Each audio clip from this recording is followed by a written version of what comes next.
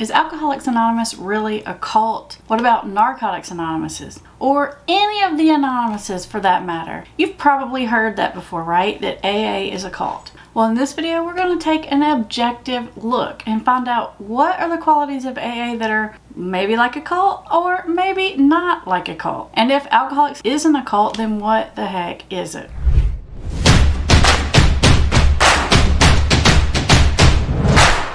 For those of you who are new here, welcome to Put the Shovel Down. This YouTube channel is all about helping you understand the science and psychology so you can get back to living the life that you want to live. And this is the only channel that looks at addiction from every single angle. All right, back to our topic. So I think the best way to tackle this question is to look at what are the qualities of a cult. And does AA have any of those qualities? Okay, spoiler alert, it definitely has some of those qualities, so there's a reason why people say that. Let's look at what they are, and definitely feel free to weigh in with your opinion as we go through these. The first quality of a cult is having an unquestionable commitment to a leader. Now, those of you who are familiar with Alcoholics Anonymous know that it was started by someone named Bill Wilson, and eventually he brought along a friend named Dr. Bob. If you had to say someone was the leader of Alcoholics Anonymous, it would be Bill and Bob for sure. But neither one of them are living anymore. So I'm not real sure if you can have sort of this undying allegiance to the leader if the leader's not really alive anymore. Outside of that, Alcoholics Anonymous is ran completely by volunteers. There is no one leader. Now, I will say that there is a commitment to the ideas that Bill and Bob brought to the organization. I would definitely say that's true, but this undying loyalty, like you think of to a cult, like David Koresh or someone like that, you just don't really see that in AA. Now, the second quality that cults have is that any type of questioning or doubt is strongly discouraged. In fact, it's usually punished. So if you're questioning the ideas of this leader, or you have thoughts that are contrary to what the big group believes, in a cult, you are likely to be punished. And if that doesn't work and those questions and disbeliefs continue, then in many cults you get sort of like excommunicated, as in you're outside of the group and no one inside of the group is allowed to have contact with you anymore. Now, I definitely admit that AA has some really strong beliefs about things, and yeah, they believe what they believe. And okay, I've met a few old timers in AA that can be pretty inflexible about things, but in general, you don't see this hardcore, it's our way or the highway type of thinking. Now, the third quality that cults have is that there is excessive practice of mind-altering activities like meditation, chanting, speaking in tongues, stuff like that. Sometimes they even have their members engage in working type sessions that last for so long they deprive you of sleep and food to the point that it can become debilitating. This is a way of breaking down your thinking, which makes you more vulnerable to believing the things that the cult leader wants you to believe.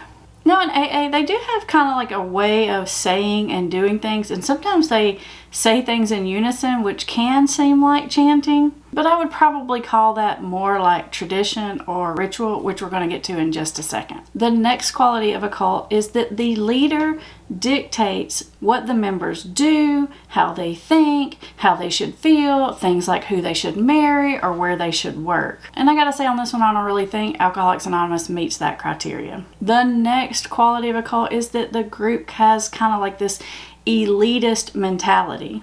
Like, we are the only ones who know the truth, and if you're not part of the truth, you're not part of this enlightened group. In fact, most cult members this special exalted status, which makes them somehow better than the rest of the world. And I guess maybe there's like a tad bit of this in Alcoholics Anonymous. Like, for example, people that have worked the 12 steps and have found sobriety and recovery, they do kind of feel like, hey, like, dude, we have the answer. This is the solution. If you're not following this solution, then you're probably not going to find recovery. There is a little bit of that attitude about the recovery process. I don't think, though, that it really applies to like, oh, we're special human beings and we're generally better than other human beings. But I do think they feel like they found the answer to alcoholism. And in some cases, they have. The next quality of a cult is that it usually has very polarizing beliefs, as in like us versus them. Like you're either on this side of the fence or you're on that side of the fence. I'll say that AA does have a little bit of this kind of thinking, like either you're an alcoholic or you're a normie.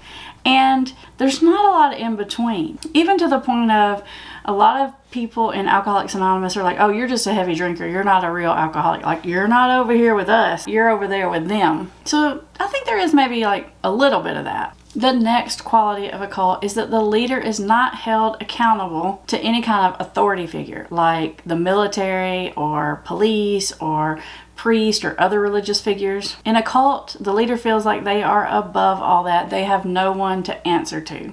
I don't think Alcoholics Anonymous meets this criteria. What do you think? Speaking of that, one of the other things that you see in cults is this thinking that the ends justify the means. As in, we're this group of people, we have this special mission and purpose that has to be accomplished no matter what. And even if we have to do like really bad, despicable things in order to accomplish it, it's what we have to do. So for example, a lot of cults have the members lie to other people in their life, or take money or ask for money under false pretenses, or cut people out of their life. But there's this thinking involved in a cult that this is the sacrifices that you have to make and this is what has to be done.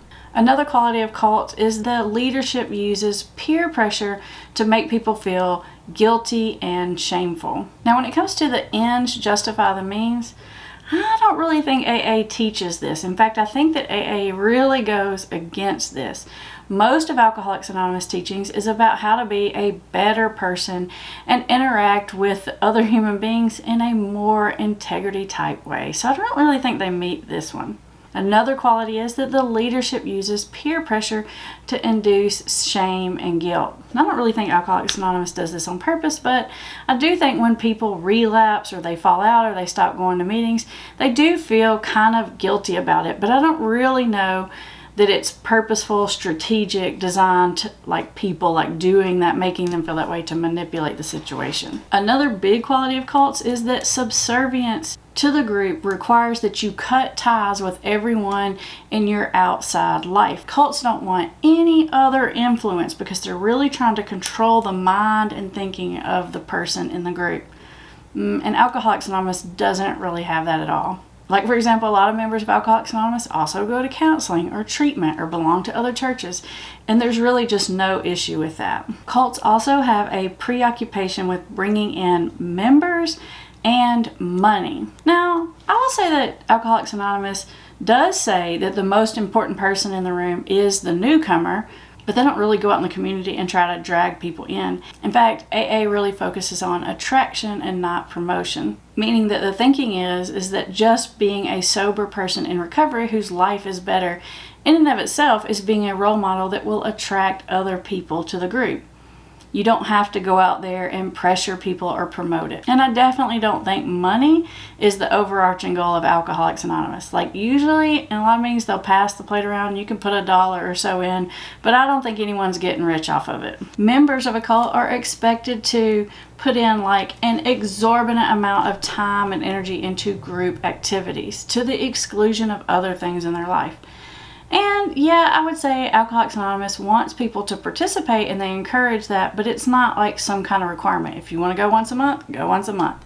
If you want to go 3 times a day, go 3 times a day. There's also a requirement in cults to live and or socialize only with other members.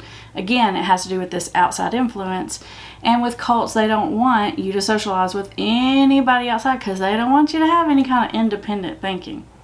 Again, I really don't think this is the case with Alcoholics Anonymous. I will say, if you're a member of Alcoholics Anonymous, there is a little bit of a fear that if you stop going to meetings that you will relapse. So I guess there's a little tinge of this, but it's not like you see in big cults. Like it's like, if I don't go to meetings, they're not going to talk to me anymore. I'm going to get in trouble. They're going to tell my secrets.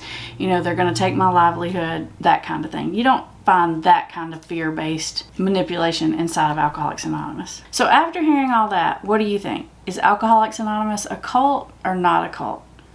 In my mind, the biggest factor that makes Alcoholics Anonymous not a cult is the fact that you can come and go as you want. There's no pressure or threatening that if you leave, you can come back as many times as you want. In fact, the saying is, keep coming back. It works if you work it. Now, if you don't think Alcoholics Anonymous is a cult, maybe you think it's a religion. So up next, I want you to check out the video about, is Alcoholics Anonymous really a religious group? I'm going to put the video right up here, so all you have to do is click on it.